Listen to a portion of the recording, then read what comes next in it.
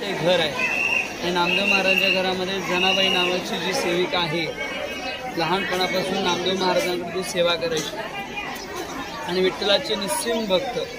बऱ्याच वेळा विठ्ठल भगवंत जे तिच्याकडे यायचे आणि तिला वेगवेगळ्या सेवेमध्ये मदत करायची. दळण दळायचं असेल, भाकरी बनवायचं असतील तर विठ्ठल जे आहेत, स्वतः भगवंत जे आहेत ते जनाबाईला नेहमी मदत करायचे. एकदा काय झालं, भगवंत जे आहेत ते आले आणि जनाबाईवर भोजा, इथे छोटी गुफा आहे समोर आहे, छोटी गुफा आहे, आता तिथे एवढं काही नाही, छोटी गुफा आहे तिथे.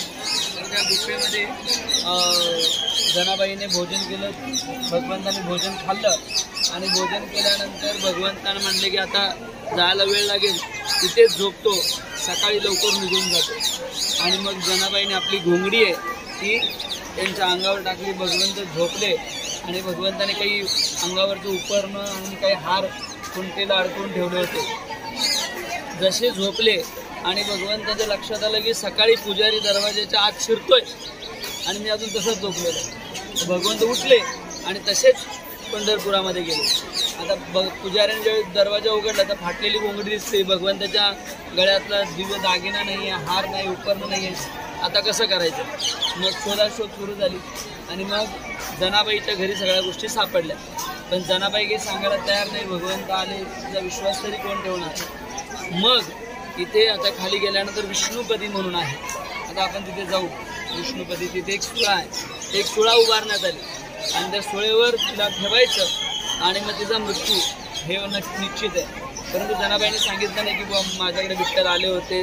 ते बऱ्याच वेळा आपण सांगतो ना, मला स्वप्न पडलं होतं, स्वप्नात हे आले, ते आले, असं झालं, तसं झालं, परंतु तिने काहीही सांगितलं नाही. आणि मग ज्यावेळी तिला त्या सुळावर ठेवून देवदंडाची शिक्षा देणार, त्या सुळेमधून भगवंत उभे राहिले आणि भगवंताची साक्ष दिली, एक माझी निश्चित भक्त आहे, तिची काहीही चूक नाही. तर ती गुफा इथेच आहे. आणि मग जनाबाईचा महिमा पूर्ण पंचक्रोशीत पसरल्यानंतर संत कबीर ते जनाबाईंना एकदा भेटायला आले. ते ठरवलं की मला जनाबाईला जाऊन भेटायचं, भगवंताची महान भक्त आहे. आणि मग ते फिरत फिरत आले.